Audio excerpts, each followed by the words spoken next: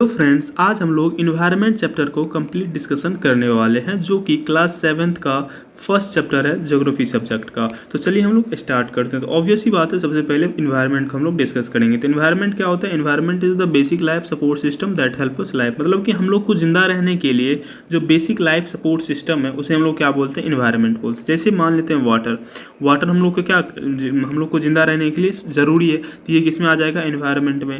Air हम लोग को ज़रूरी है, प्लांट हम लोग के लिए ज़रूरी है, एनिमल हम लोग के ज़रूरी है। तो ये सब चीज़ें क्या हो जाएंगे? आपको इन्वायरमेंट का ये सब क्या हो जाएंगे? पार्ट हो जाएंगे। तो जो हम लोग को ज़िंदा रहने के लिए ज़रूरी है, जो सिस्टम हम लोग को ज़रूरी होता है, उसे हम लोग क्या बोल देते हैं? इन्वायरमेंट बोल देते हैं। The nature, place, people, things etcetera that surround the living organism make the environment. मतलब कि किसी एक लिविंग ऑर्गेनिजम्स के लिए उसके सराउंडिंग में जो जो चीज़ें हैं वो किस में आ जाता है? उसके इन्वायरमेंट में आ जाता है। It has 3 component, natural, human and human made. मतलब कि अगर हम शॉर्ट भाषा में इन्वायरमेंट को समझे तो इन्वायरमेंट क्या होता है? किसी भी लिविंग ऑर्गेनिज्म के सराउंडिंग में जो भी चीज़ें होती है हम लोग क्या बोल देते हैं? इन्वायरमेंट बोल देते हैं। तो किसी भी लिविंग ऑर्गेनिज्म के सराउंडिंग में 3 ही चीज़ हो सकते हैं, या तो नेचुरल होगा, या ह्यूमन होगा, या ह्यूमन मेड थिंग्स होंगे। इसके अलावा कोई चीज़ नहीं हो सकता है। इसीलिए ये तीनों कंपोनेंट क्या है? इन्वायरमेंट के कंपोनेंट हो जाते हैं। It is combination of both natural as well as man made phenomenon. मतलब कि जो भी इन्वायरमेंट होते हैं, तो इन्वायरमेंट में अगर फेनोमेन की बात करेंगे तो इसमें दो, मतलब ये कम्बिनेशन होता है नेचुरल फेनोमेनन का और मैन मेड फेनोमेनन, दोनों का ही कम्बिनेशन होता है जब हम फेनोमेनन की बात करेंगे हमारे इन्वायरमेंट में। मतलब कि हमारे इन्वायरमेंट में जो भी घटना घट रही है वो या तो नेचुरल घटना घट रही होगी या फिर मैन मेड फेनोमेनन घटना घट रही होगी। इसके अलावा और कोई घटना नहीं घट सकती है। Natural environment comprise biotic, abiotic condition, where as man made phenomenon comprise the activity and interaction among human beings. मतलब ये है कि हम लोग जैसे यहाँ पे ये देख रहे थे कि इन्वायरमेंट के कितने कंपोनेंट है? 3, नेचुरल, ह्यूमन, ह्यूमन मेड। अब नेचुरल के कितने कंपोनेंट है? वो 2 हैं। कौन कौन? Biotic, abiotic. और ह्यूमन मेड के कितने कंपोनेंट है? एक्टिविटी और इंटरेक्शन, ये दोनों इसका क्या हो गया? कंपोनेंट हो गया। और ह्यूमन, तो ह्यूमन बींग्स क्या हो जाएंगे उसका? मतलब ह्यूमन बींग्स, सिंपल सा। नेचुरल मतलब बायोटिक, अबायोटिक, और ह्यूमन में मतलब एक्टिविटी और इंटरेक्शन। ये इसके क्या हो जाते हैं? कंपोनेंट हो जाते हैं। अब बायोटिक मतलब क्या होता है? तो biotic condition refers to living organisms and abiotic condition refer to the non living organisms. Biotic मतलब क्या होता है? जो हमारे एनवायरनमेंट में जो लिविंग ऑर्गेनिजम्स है, जैसे मान लो कि आपका प्लांट हो गया, एनिमल हो गया, वो कौन से हो गया? लिविंग ऑर्गेनिजम्स, मतलब बायोटिक कंडीशन को फॉलो कर रहा है। और जैसे हमारा सॉइल हो गया, एयर हो गया, वाटर हो गया, ये सब अबायोटिक कंडीशन में है। तो दोनों नेचुरल ही, प्लांट भी नेचुरल है, वाटर भी नेचुरल, लेकिन वो प्लांट लिविंग ऑर्गेनिजम्स है और जो वाटर है वो नॉन लिविंग ऑर्गेनिजम्स होता है। वाटर क्या हो जाता है आपका? अबायोटिक कंडीशन में आ जाता है। तो ये आ जाता है आपका बायोटिक और अबायोटिक। अब आता है नेचुरल इन्वायरमेंट को हम और डिटेल में समझने वाले हैं। तो नेचुरल इन्वायरमेंट क्या होता है? लैंड, सॉरी यहाँ पे लैंड लिख गया, land, water, air, plants and animal comprise the natural environment. Natural environment मतलब कि जो भी एलिमेंट नेचुरली अकरिंग है उसे हम लोग क्या बोल देंगे? Natural environment. तो natural occurring element is called natural environment. ये हम डायरेक्टली कह सकते हैं, जो हमारे सराउंडिंग में है वो। अब देखो कि इसमें जो है lithosphere, atmosphere, hydrosphere and biosphere are the 4 domains of the natural environment. Natural environment का जो डोमेन्स हैं वो 4 हैं। कौन कौन? Lithosphere, atmosphere, hydrosphere, biosphere. ठीक है, अब इसको बारी बारी से समझने वाले हैं। लिथोस्फीयर क्या होता है? It is the solid crust of the hard top layer of the earth. It is made up of rocks and minerals and has a thin layer of soil on top. It contains landform like mountains, plateaus, plains and valley. मतलब lithosphere क्या होता है कि अर्थ का जो ऊपर, अर्थ के surface पे जो हार्ड पार्ट है उसे हम लोग क्या बोलते हैं? लिथोस्फीयर। अर्थ के सरफेस पे, जैसे हम लोग क्रस्ट भी बोलते हैं, तो क्रस्ट का भी ऊपर वाला सरफेस जहाँ पे आपको सॉइल, माउंटेन वगैरह सब देखने को मिलते हैं, वो क्या होता है? लिथोस्फीयर। मतलब कि सिंपल से अगर हम बात बोलें कि अर्थ के सरफेस पे जो भी हार्ड पार्ट है उसे हम लोग लिथोस्फीयर बोलते हैं। आपको उस लिथोस्फीयर में माउंटेन्स देखने को मिल जाता है, प्लेटियस देखने को मिलते हैं, प्लेन्स, वैलो, ये सब चीज़ें आपको लिथोस्फीयर में देखने को मिलते हैं। अब आ जाता है हाइड्रोस्फीयर। हाइड्रोस्फीयर क्या आता है? It is the domain of water. ये क्या है? हाइड्रोस्फीयर डोमेन ऑफ वाटर होता है। It comprise water bodies like lake, sea etcetera, ocean, जो भी चीज़ें हैं। It is essential for life. Hydrosphere मतलब होता है कि जो अर्थ पे, मतलब वाटर है, जहाँ जहाँ वाटर है वो किस में आ जाता है? हाइड्रोस्फीयर में। अर्थ पे जहाँ जहाँ वाटर है वो से किस में आ जाएंगे, हाइड्रोस्फीयर में आ जाएंगे। जैसे कि हो गया रिवर, रिवर में वाटर होती है तो वो क्या हो जाएगा, हाइड्रोस्फीयर में आ जाएगा। लेक वाटर होता है उसमें भी, सी ओशन ये सब किस में आ जाएगा, हाइड्रोस्फीयर में आ जाता है। एटमॉस्फेयर के बारे में देखने वाले हैं। The atmosphere is the thin layer of earth that surround the earth, it protect us from harmful ray and scorching heat of the sun, the gravitational force of the earth hold the atmospheric around it, the changes in atmosphere create the weather and climate. होता कुछ यूँ है, atmosphere क्या है, हमारे जो अर्थ हैं, हमारा जो अर्थ है इसके चारों तरफ एक एयर का क्या है, लेयर है। ये अर्थ के ऊपर हमारा क्या है, एयर का लेयर है। इसी लेयर को हम लोग क्या बोलते हैं, एटमॉस्फेयर बोलते हैं। इसे हम इस तरह से भी बोल सकते हैं, the blanket of air around the earth, या फिर हम इस तरह से भी बोल सकते हैं, it is the thin layer of the layer of earth that surround the अर्थ। इसका काम क्या होता है, तो ये हम लोग को बहुत ही हार्मफुल रे से, जिस तरह से जैसे कि आपका हो जाता है मेनली अल्ट्रा वायलेट रे, जो कि सन से आती है लेकिन अर्थ पे नहीं पहुंचती। अगर अर्थ पे पहुंचेगी तो बहुत सारे हम लोग के लिए मतलब बीमारी का, बहुत कैंसर, स्किन कैंसर वगैरह सब हम लोग के लिए क्या हो जाएगी, वो काउज बन जाएगी। इसीलिए वो क्या करता है, हमारा एटमॉस्फेयर उसे पहले ही रोक लेता है। मेटेरॉइड्स आती है, एटमॉस्फेयर पहले ही चला देता है। तो बहुत सारी चीज़ों से हम लोग को क्या करता है, प्रोटेक्ट करता है। यहाँ तक कि ये हम लोग को ब्रीदिंग में भी हेल्प करता है। हम लोग हवा सांस लेते हैं ना, तो कहाँ से, एटमॉस्फेयर का ही तो पार्ट है। तो ये सब चीज़ इस तरह से हेल्प करता है। साथ ही साथ ये जो है अर्थ सन के तरफ से जो हीट एनर्जी आ रही है, ये हीट एनर्जी मेंटेन भी करती है। मतलब कि हीट को क्या हो, जैसे कि रात में भी हम लोग को थोड़ा बहुत वार्म फील होता है। अगर मान लो एटमॉस्फेयर नहीं होता तो क्या होता, दिन को बहुत गर्मी और रात को बहुत ठंडी, ऐसा कंडीशन आपको देखने को मिलता है। लेकिन अर्थ क्या करता है, इसे मतलब एटमॉस्फेयर इसको फेवरेबल बनाती है। अब हम लोग अगला है देखते हैं, मतलब बायोस्फीयर, और उसमें ये भी था द चेंजेज और एटमॉस्फेयर। एटमॉस्फेयर का जो कंडीशन है वो उसमें अगर चेंजेस होती है तो वो आपको वेदर और क्लाइमेट का फॉर्म ले लेती है। वेदर और क्लाइमेट क्या होता है, हम लोग अगला चैप्टर आपके इसके ऊपर है, हम लोग उसमें ज़्यादा देखेंगे। ठीक है, अब लोग है बायोस्फीयर। बायोस्फीयर क्या होता है, it is narrow zone of the earth where land water air interact with each other. Biosphere जैसे हम लोग अलग अलग तीनों देखे, किस किस को, लिथो, हाइड्रो और एटमॉस्फेयर तीनों। ये मान लेते हैं लैंड, ये हो गया वाटर, ये हो गया एयर। अब बताओ कि हम अकेले सिर्फ लैंड के कारण जिंदा रह सकते हैं? नहीं, क्योंकि लैंड पे हम रहेंगे, हवा सांस क्या लेंगे, पिएंगे क्या? वाटर में रह सकते हैं? नहीं, सिर्फ एयर के मतलब सिर्फ एयर के हेल्प से हम लोग रह सकते हैं? नहीं, फिर हम लोग को लैंड चाहिए रहने के लिए, वाटर चाहिए पीने के लिए। ये हम अकेले अगर हम लोग को अलग अलग मिले ये, तो हम लोग जिंदा नहीं रह सकते हैं। जब ये तीनों एक साथ मिलेगा, लैंड वाटर एयर, तब हम लोग जिंदा रह सकते हैं। तो जिस प्लेस पे ये तीनों एक साथ देखने को मिले, उसी प्लेस को हम लोग क्या बोलते हैं, बायोस्फीयर। इसलिए इसको हम इस तरह से डिफरेंशियल लिख देंगे, it is a narrow zone of the earth where land water air interact with each other to support life. To support life मतलब जिंदा रहने के लिए हमको सपोर्ट करे। Both the plant and animal kingdom make the biosphere. Plant और animal क्या करता है, बायोस्फीयर को बनाती है। ठीक है, अब हमारा अगला पॉइंट है, what is ecosystem. The relation between the living organisms and the relation between organism, sorry यहाँ पे 2 बार लिखा गया है, आप इसको काट सकते हो। The relation between living organisms, इसको थोड़ा सा इसको काटना पड़ेगा, 2 बार टाइपिंग हो गई है।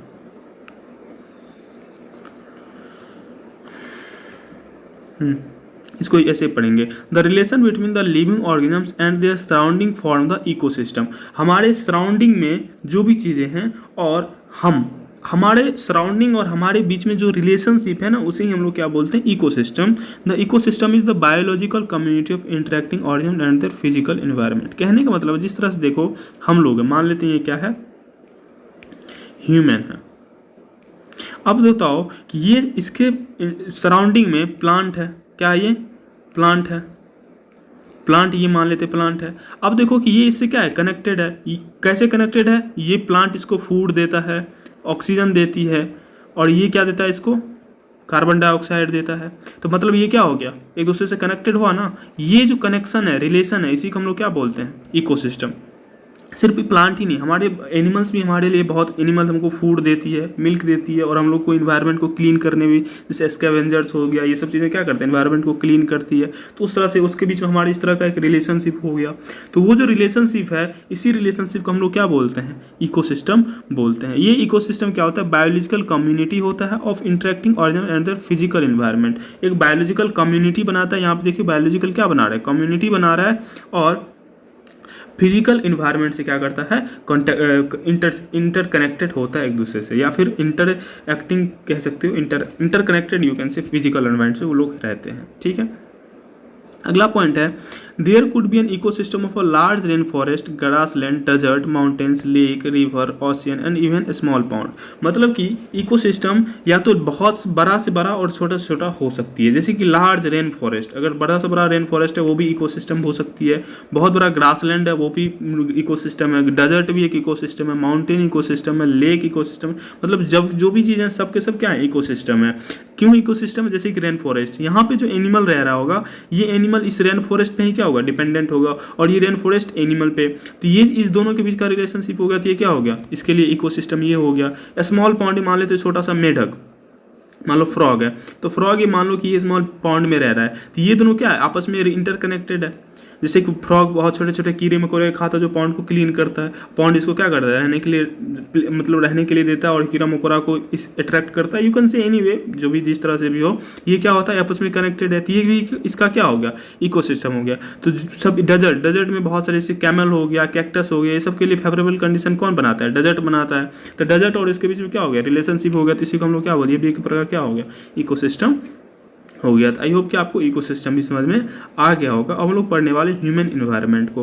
ह्यूमन इन्वायरमेंट क्या होता है, human being interact with environment and modified according to their needs. Human क्या करता है, इन्वायरमेंट के साथ इंटरेक्ट करता है और उसको मॉडिफाई करता है। क्या करता है, मॉडिफाई करता है। मॉडिफिकेशन क्या होता है, तो अल्टरनेटिंग इन ओरिजिनल थिंग्स। अगर कोई ओरिजिनल चीज़ है उसमें जो हम अल्टरनेट करते हैं, मतलब उसमें थोड़ा सा अगर चेंज कर देते हैं, तो उसे हम लोग क्या बोलते हैं, आपको मॉडिफिकेशन बोलते हैं। तो ह्यूमन बीइंग्स क्या करता है, मॉडिफाई करता है हमारे आसपास जो भी चीज़ें हैं। जैसे कि मान लो कि हमारे आसपास में ऊड था, ऊड को हम लोग क्या किए, मतलब कि उसका ऊड का हम लोग ने मतलब टेबल बना दिया, तो ये हमारे लिए क्या हुआ, हेल्पफुल हुआ। टेबल अच्छा मतलब बहुत सारे कामों में यूज़ किया जाता है। तो हमने क्या किया, इस ऊड को बस मॉडिफाई करके हम अपने नीड्स के लिए, जिस तरह से हमारा नीड्स होता है टेबल का, उसको फुलफिल कर लिए। तो ये किसने किया, ह्यूमन ने किया। तो इसे हम लोग क्या बोलते हैं, ह्यूमन मेड इन्वायरमेंट। ह्यूमन के इन्वायरमेंट में जो ये सब चीज़ें जो होती है उसे हम लोग क्या बोलते हैं, ह्यूमन मेड इन्वायरमेंट होते हैं। ह्यूमन बींग्स, ह्यूमन में किस में आ जाएगा, ह्यूमन बींग्स। हम लोग 3 पढ़े थे, नेचुरल, ह्यूमन और ह्यूमन मेड। तो नेचुरल में जितने भी नेचुरल थिंग्स हैं, ह्यूमन में ह्यूमन बींग्स आ जाते हैं, और ह्यूमन मेड में जितने भी चीज़ें ह्यूमन ने बनाई है वो ह्यूमन मेड में आ जाती है। ठीक है। Early humans adapted themselves to their natural surrounding. They learned to invent the wheel, grow crops, domestic animals, hunt and gather food. मतलब अर्ली ह्यूमन जो था वो क्या करता था, जस्ट अडॉप्ट कर लेता था, वो कोई मॉडिफाई नहीं करता था। जो नेचर हम उसको दे रहा है, नेचुरल सराउंडिंग जो है उसका, उसी में वो रहना पसंद करता था। वो उस नेचुरल सराउंडिंग को क्या कहते हैं, चेंज, मतलब मॉडिफाई नहीं करता था। लेकिन हम लोग क्या करते हैं, चेंज कर। जैसे कि मान लो हमारा नेचुरल सराउंडिंग, जैसे कि फॉर एग्जाम्पल समर है, समर को हम लोग क्या करते हैं, मतलब हम लोग फैन लगा लिए, तो वो क्या हो गया, हम लोग ने क्या करते हैं, नेचुरल सराउंडिंग को एक्सेप्ट नहीं किया, बस उसको क्या कर दिया, हम एक दूसरे इंस्ट्रूमेंट मॉडिफाई करके हम लोग ने यूज कर लिया। तो वो क्या हो जाता है, हमारे ह्यूमन मेड इन्वायरमेंट में आ जाती है, और हम लोग इसी नीड्स के कारण हम लोग क्या करते हैं, इसे मॉडिफाई करते हैं। लेकिन अर्लियर पीपल जो थे वो लोग इस तरह से नहीं करते थे, बिकॉज उसमें टेक्नोलॉजी इतने डेवलप्ड नहीं थे, उन लोगों का ब्रेन इतना डेवलप्ड नहीं था। धीरे धीरे हम लोग डेवलप हुए। जैसे कि पहले व्हील ग्रो हुआ, तो व्हील जैसे ही मतलब कि व्हील का इन्वेंशन हुआ, देखे होंगे कि बहुत सारे हिस्ट्री पढ़े होंगे, बहुत सारे क्या होते थे, ट्रांसपोर्ट होने लगे, तब ट्रेड वगैरह सब अच्छे लेवल पे होने लगा। फिर उसके बाद हम क्रॉप्स ग्रो कराने लगे, फिर एनिमल को डोमेस्टिक करने लगे। धीरे धीरे हम लोग क्या करेंगे, डेवलप्ड होते गए और होते जा रहे हैं। With the time trade and commerce flourished and the barter system emerged. मतलब समय के अनुसार ट्रेड और कॉमर्स क्या हुआ, इमर्ज हुआ। उसी के साथ साथ बार्टर सिस्टम भी क्या हुआ, इमर्ज हुआ। बार्टर सिस्टम क्या होता है, जैसे कि हम लोग अभी कोई सामान खरीदते हैं, सामान खरीदने के लिए हम लोग क्या करते हैं, पैसा देते हैं। क्या देते हैं, पैसा। लेकिन आज से अगर हज़ारों साल पहले जाओगे, क्या जाओगे, हज़ारों साल पहले, तो पहले क्या होते थे, वो लोग के पास मनी का कोई ऐसा नहीं था। पहले भी थे, हज़ारों साल पहले मनी वगैरह सब था, पंच कॉइन था, इस टाइप को कुछ पंच मार्क कॉइन या पंच मार्क कॉइन वगैरह सब चलते थे बहुत कम अमाउंट में। लेकिन पहले बार्टर सिस्टम वगैरह सब भी चलते थे उससे पहले, या फिर कभी भी।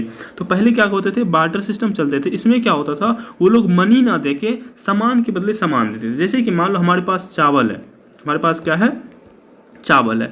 मान लो कि मतलब इसको मैं थोड़ा सा इस तरह समझता हूँ, कोई पर्सन ए है, कोई पर्सन बी है, इसके पास क्या है, राइस है, इसके पास क्या है, व्हीट है। अब इसको क्या चाहिए, राइस चाहिए, तो ये क्या करता है, इससे राइस ले लेता है और इसको ये क्या इसके बदले में इसे क्या करता है, व्हीट दे देता है। इससे ये क्या करता है, राइस ले लेता है, इसको व्हीट दे देता है। तो ये यही होता था बार्टर सिस्टम। लेकिन आजकल हमको राइस लेनी है तो हम क्या करते हैं, राइस लेके इसको पैसा दे देते हैं, कोई सामान वगैरह सब अगर है, अगर ये लेना चाहते हो तो ठीक है, नहीं तो हम मोस्ट ऑफ द टाइम क्या करते हैं, राइस ही। चीनी खरीदते हैं तो चीनी खरीद लिए और पैसा दे दे, लेकिन पहले नहीं होता था। पहले चीनी खरीदते थे तो उसके बदले हम कोई उसको सामान देते थे, क्योंकि पहले मनी का कोई ऐसा सिस्टम डेवलप्ड नहीं था। अगला पॉइंट है industrial revolution, transportation, information revolution, information made commercial easier and speedy across the world. मतलब कि इंडस्ट्रियल रिवॉल्यूशन जो है, transportation, information revolution, information made communication, ये सब क्या करते हैं, पूरा वर्ल्ड को स्पीडी अक्रॉस, मतलब कि पूरा स्पीड में ये क्या करता है, बढ़ा रहा है, वर्ल्ड को पूरा पूरा स्पीड में डेवलप्ड कर रहा है। जैसे कि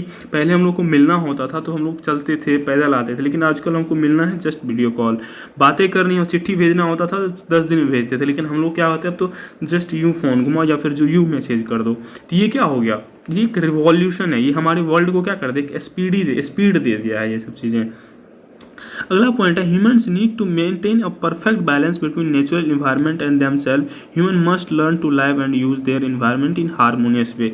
ह्यूमंस जो है मतलब मनुष्य, उसको क्या करना चाहिए, एक परफेक्ट बैलेंस बना कर रखना चाहिए नेचुरल इन्वायरमेंट के साथ और अपने साथ, मतलब कि अपने खुद और नेचुरल के साथ क्या करना चाहिए, एक अच्छे से बैलेंस बना के रखना चाहिए। और इसको जो नेचुरल इन्वायरमेंट है उसको यूज हार्मोनियस वे में करना चाहिए। जैसे कि मैंने अभी एक एग्जांपल दिया वुड का। वुड क्या है, एक नेचुरल क्या कहते हैं, नेचुरल रिसोर्स है, नेचुरल सोर्स है ये। अब देखो कि ये नेचुरल हो गया, यू कैन से। हमने क्या करते हैं, इसका वुड बहुत सारी चीज़ें बनाते हैं, वुड, पेपर, बैट, गेट, जब बहुत सारी चीज़ें बनाते हैं इसके। अब देखो हमने क्या करते हैं, इससे यूज कर रहे हैं, लेकिन अगर ही बोलो बहुत ज़्यादा अमाउंट हम लोग क्या करने लगे, वुड का यूज करने लगे, तो ऑब्वियस ही बात है, वुड का यूज करने के लिए हम लोग क्या करना पड़ेगा, डिफॉरेस्टेशन करना पड़ेगा, मतलब पेड़ पौधे क्या करना पड़ेगा, काटना पड़ेगा, वहीं से वुड आएगा। जब हम पेड़ पौधे काटेंगे मतलब नेचुरल एनवायरनमेंट को हम क्या कर रहे हैं, हानि पहुंचा रहे हैं। और जब ज़्यादा पेड़ पौधे काट लेंगे तो किसके लिए प्रॉब्लम होगा, हमारे लिए ही प्रॉब्लम होगा। इसीलिए हम लोग को नेचुरल इन्वायरमेंट के साथ और हम अपने साथ एक अच्छे बैलेंस बनाना चाहिए, मतलब जितना हम वुड काट रहे हैं उससे उतना ही वुड लगाना, मतलब उतना प्लांट लगा लेना चाहिए। इस तरह से हम लोग को बैलेंस रखना चाहिए और साथ ही साथ इसको जो यूज करना चाहिए हार्मोनियस वे। हार्मोनियस वे मतलब क्या होता है कि जितना ज़रूरी हो उतना ही। जैसे फॉर एग्जाम्पल हम पेट्रोल का ले लेते हैं, ये भी क्या है कि नेचुरल रिसोर्सेस हैं, natural environment you can say आ सकता है। अब देखो हम इसको यूज बाइक में करते हैं। अब देखो ये भी क्या हो रहा है, खत्म होने वाला है। तो जब हम मान लो कि बाइक पे भरा लिए, अगर हमारे पास बहुत पैसा है, बाइक में भरा लिए और पकड़ के उड़ा रहे हैं, मतलब ऐसे ही बौख रहे हैं, तो ये क्या हुआ, हार्मोनियस वे में पेट्रोल का यूज़ नहीं हुआ, जस्ट हम लोग क्या कर रहे हैं, इसका वेस्टेज कर रहे हैं। अगर यही कहीं काम में के लिए हम यूज़ करते हैं तो उसे हम लोग क्या बोलते हैं, हार्मोनियस वे। तो यही होता है हार्मोनियस में, हम लोग को इसी तरह से नेचुरल एनवायरनमेंट को यूज करना चाहिए। और इसी के साथ आपका क्या होता है, चैप्टर खत्म हो जाता है। आई होप कि आपका चैप्टर समझ में अच्छे से आया होगा। फिर मिलेंगे नेक्स्ट वीडियो में। Thank you so much for watching this video. अगर आप इसका सॉल्यूशन भी देखना चाहते हैं, अगर आपको इसका एक्सरसाइज करना है एनसीईआरटी का, तो आपको आई बटन पे दिख रही होगा, आप वहाँ जाके इसको सॉल्यूशन भी देख सकते हैं। तो जय हिंद, जय भारत, थैंक यू।